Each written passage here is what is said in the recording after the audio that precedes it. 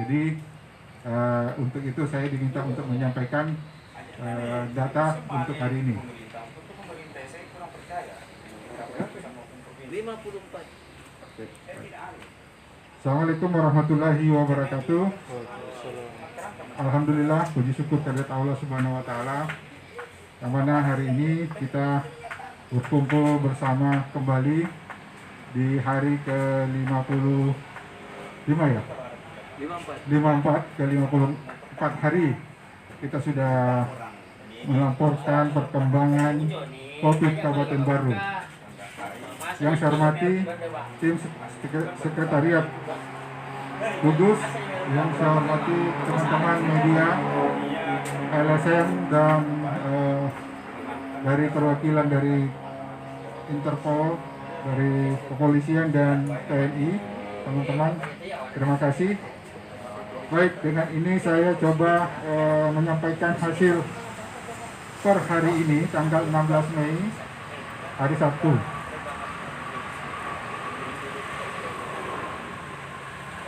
Untuk PP 65, melalui setasi 65, Sopeng Griaja 73, Balusu 62, Baru 54, Taneteri Lau 287, Taneteri Aja 30, Pujananting 67. Totalnya 638 pelaku perjalanan per tanggal 16 Mei.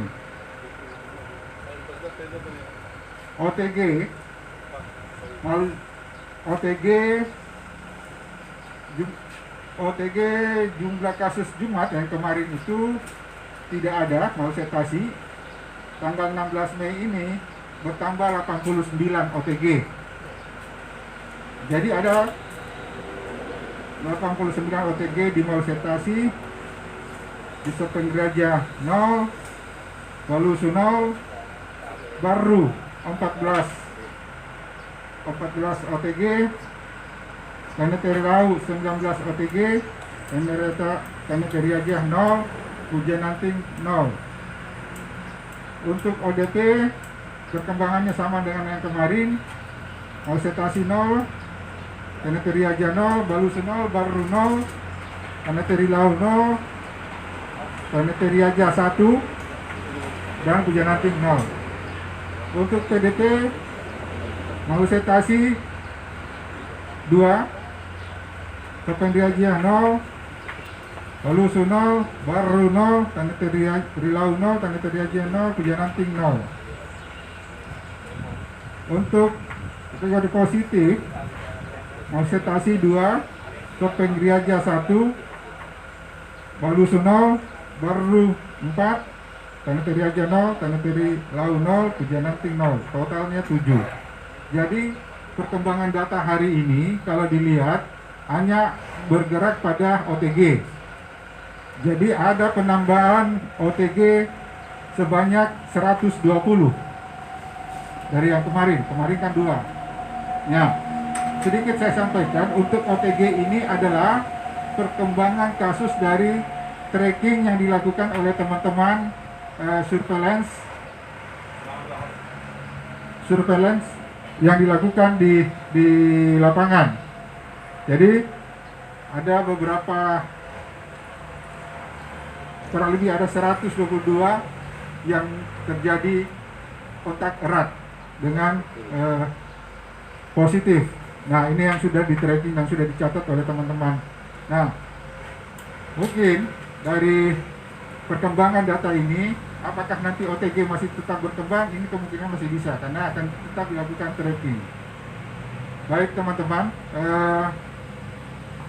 untuk itu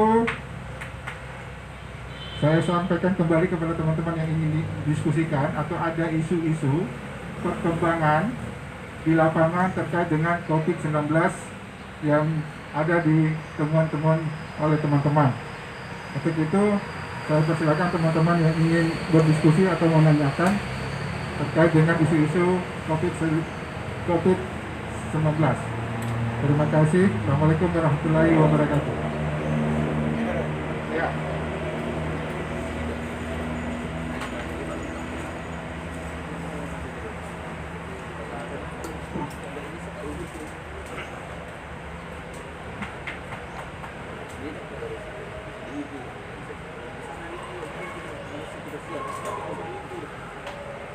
Assalamualaikum warahmatullahi wabarakatuh.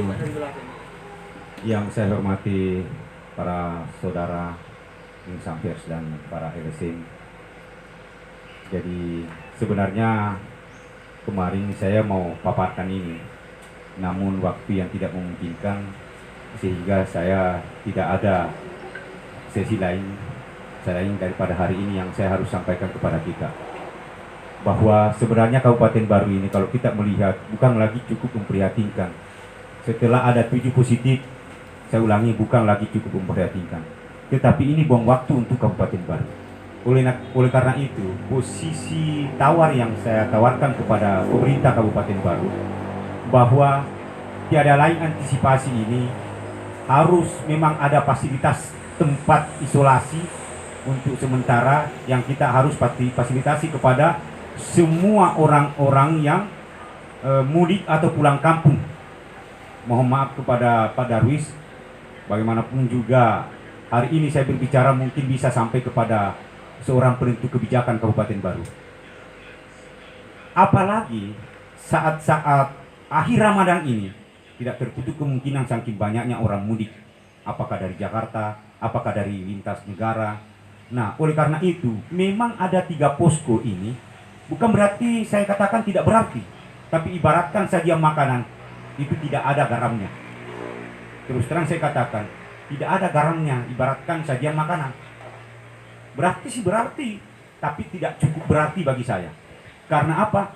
Karena posko-posko yang ada di sana kan tujuannya untuk bagaimana dalam kita menghadapi penanganan coronavirus, biar tidak ada begitu positif di Kabupaten Baru. Meskipun ada tapi tidak terlalu signifikan. Oleh karena itu sekali lagi saya mengharapkan bahwa bagaimana ada fasilitas pemerintah, ada tempat isolasi, apakah bola Subaya ataukah bola Pitue, sehingga dan ada komitmen dengan semua orang mudik dan pulang kampung. Kalau tidak mau diisolasi, mohon kembali daripada gerbang pintu Kabupaten Baru. Terima kasih. Assalamualaikum warahmatullahi wabarakatuh.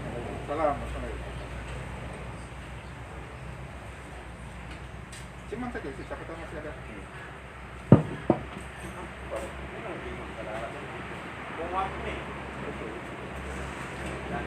Oke, masih ada teman-teman?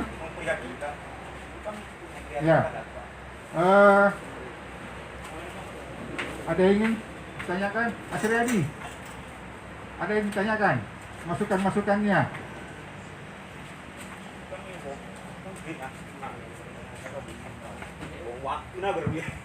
Ya, terima kasih Kak. Pertama, sebelum ada positif, hampir semua lini mengantisipasi adanya pasien positif. Maksud saya, secara maksimal mungkin petugas di kabupaten sudah perbatasan kabupaten sudah melaksanakan tugasnya, tapi di sisi lain ada hal-hal yang kemudian dilonggarkan seperti pasar. Terus yang kedua seperti pelayanan toko. Ini yang saya anggap bahwa semakin banyak positif, semakin ramai juga saya lihat pasar. Tidak ada juga ketika masuk pasar, tidak ada juga petugas yang mengimbau untuk cuci tangan. Intinya semakin banyak positif, semakin ruang ini pasar. Terus di mana sebenarnya kebijakan gugus tugas? Itu yang pertama. Terus yang kedua, ketika hari Senin terbuka puskesmas, apa sebenarnya tindakan yang dilakukan puskesmas agar mengantisipasi adanya tes rapid kedua?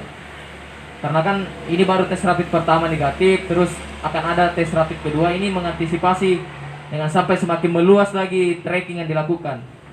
Yang ketiga, saya melihat kemarin ada semacam petugas kesehatan di Laju berpakaian lengkap APD. Mungkin bisa dijelaskan. Terus seperti apa sekarang tracking yang dilakukan oleh keluarga pasien positif, khususnya ke perawat. Kalau kemarin Kapus kan sudah, yang keluarga perawat. Terima kasih Kak.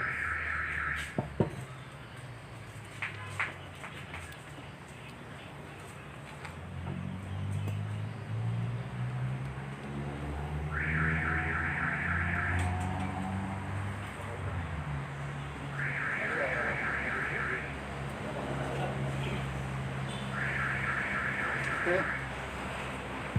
Tidak ada. Ya, baik, dari pertanyaan tadi dari Pak Agung, ini juga sepertinya juga arahan terkait dengan fasilitas isolasi bagi orang yang mudik. Sebenarnya ini sudah diwacanakan dari 1 bulan lalu dengan Pak Supri terkait dengan isolasi bagi orang yang pendatang. Sampai sekarang kita belum memutuskan mengambil keputusan terkait dengan pelaksanaan isolasi ini bagi yang mudik. Nah, ini mungkin bisa jadi pertimbangan dan kita akan teruskan kepada pengambil kebijakan. Karena ada 2 kemungkinan, apakah di Bola Sobae atau di Bola Pitue.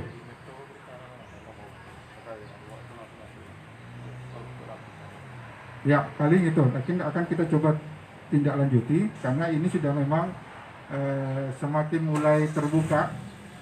Kalau ibaratnya ini lubangnya sudah kecil, ini akan lama-lama menjadi besar kalau kita tidak antisipasi secepat mungkin.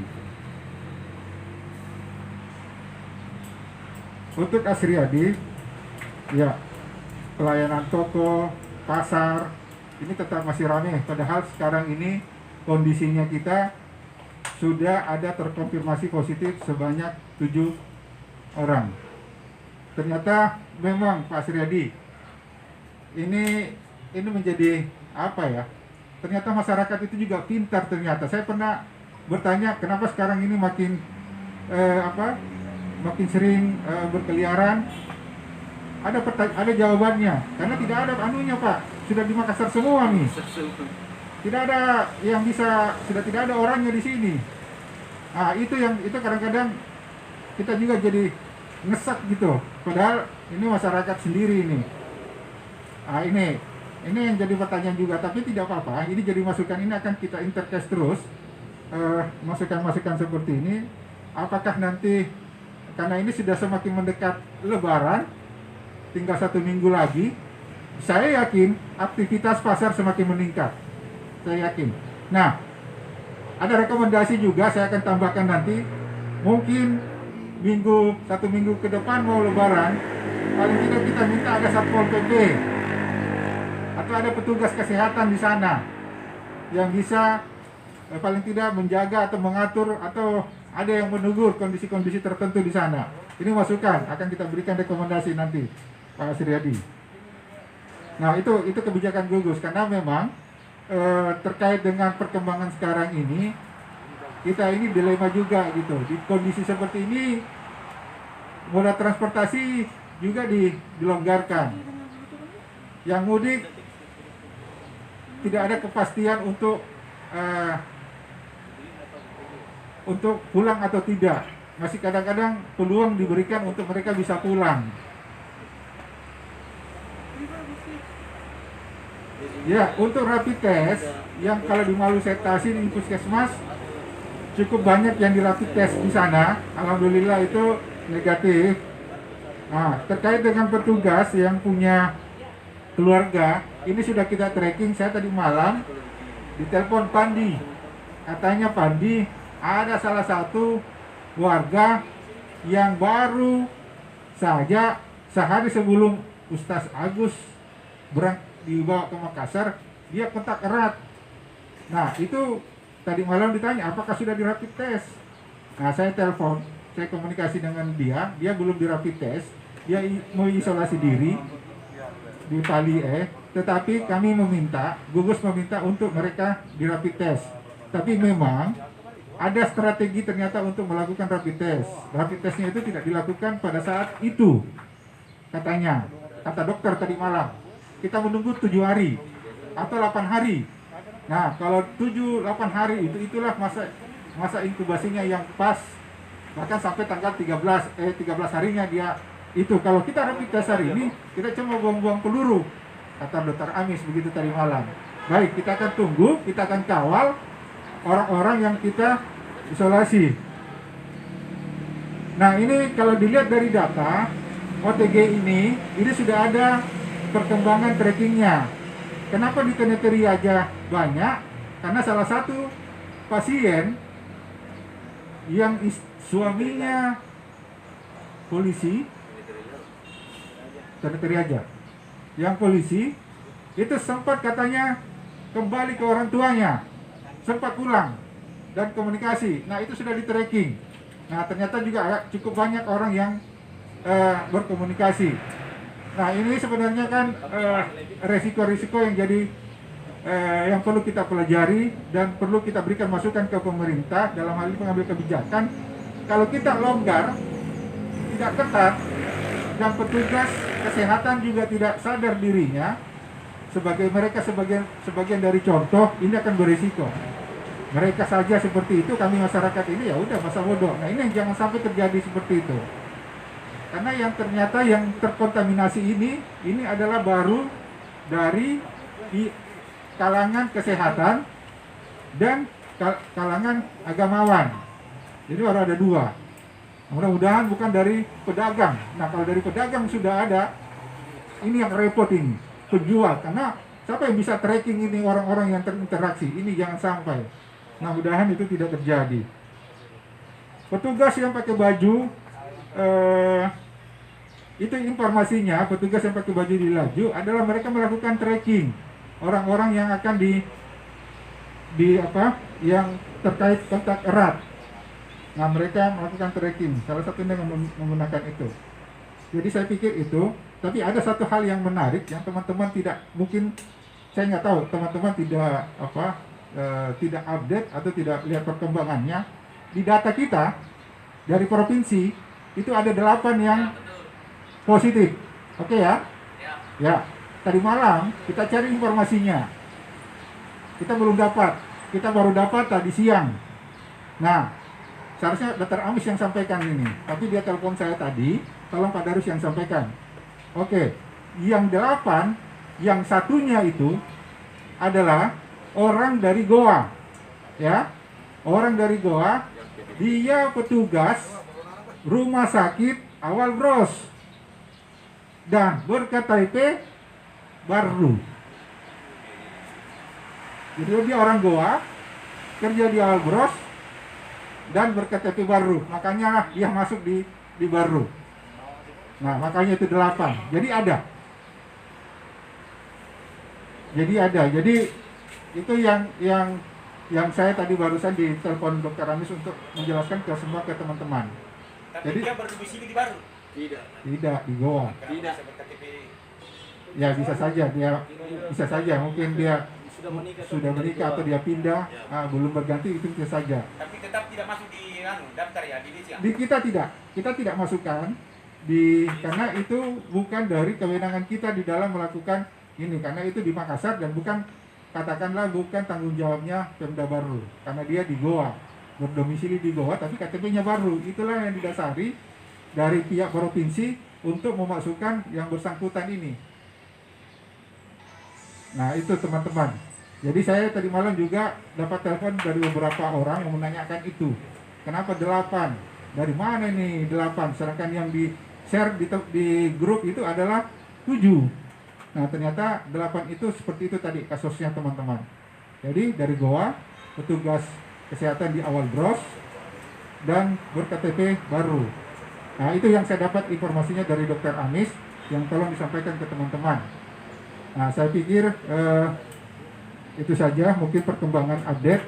Nah, untuk saya sampaikan juga ke teman-teman untuk bantuan. Nah, verifikasi terkait dengan bantuan selama ini yang sudah dilakukan oleh tim verifikasi dibagi 3 kelompok, itu ada sudah 2 hari bekerja. Nah, ada tim A, tim B, tim C. Tim A itu bagian sanitary aja dan hujan anting. Tim B baru dan sanitary laut. Tim C balusu, sopentri aja dan malusetasi. Mereka sudah jalan teman-teman. Jadi sudah ada laporan masuk juga dan sudah mereka verifikasi, dan ternyata banyak juga yang tidak layak. Banyak orang yang mampu ternyata, dan mereka pada akhirnya juga disadarkan oleh tim. Jadi saya pikir mudah-mudahan ini kita juga menerima aduan langsung selain melewat WA offline atau online. Jadi itu teman-teman perkembangan update-nya untuk hari ini. Saya pikir mungkin tidak ada lagi. Kalau toh nanti ada kita akan diskusi biasa saja. Jadi kalau gitu saya, oh iya sedikit lagi informasi dari Intel Polres. Kita pastikan besok ada yang datang dari TKI dari luar. Tapi kita sudah dari tadi malam sampai hari ini coba memastikan ada orang baru atau tidak. Nah ternyata untuk informasi orang baru itu tidak ada, nihil. Tetapi teman-teman mungkin juga akan melakukan pemeriksaan di sana. Ya, saya pikir itu saja. Oke, silakan Pak Andi. Kemarin nelayan itu apa saudara infonya Pak? Ya, kalau tadi malam juga disampaikan sama Pak Adi Rustang, itu mereka sudah bicara sama apa istilahnya itu, juragan apa itu, juragan itu, apa, juragan sudah. Jadi sudah disampaikan dan Dokter Ami, Puskesmas Pak Doko itu sudah mengawasi. Jadi mereka sebenarnya ya itu tadi menjelang Lebaran ini mereka butuh uang kebos ikannya itu. Itu tidak ke darat Pak, hanya di perahunya saja. Iya, hanya di perahunya, betul. Betul. Mereka tidak turun dan itu ketika mereka turun mereka tetap diawasi oleh teman-teman puskesmas ternyata. Jadi itu ada seruan dari Pak Sekda, Pak Aris Gugus. Nah, saya pikir isu-isu perkembangan lain update, nah saya nggak tahu nih karena kemarin ada yang janji sembako, kita kan nggak tahu nih. Nah kita tunggu waktunya saja kapan ada pembagian sembako yang kemarin disampaikan. Ya, baik teman-teman, untuk ini saya tutup saja. Nanti kalau kita ada diskusi di luar ini. Baik, wabillahi taufiq wal hidayah. Assalamualaikum warahmatullahi wabarakatuh.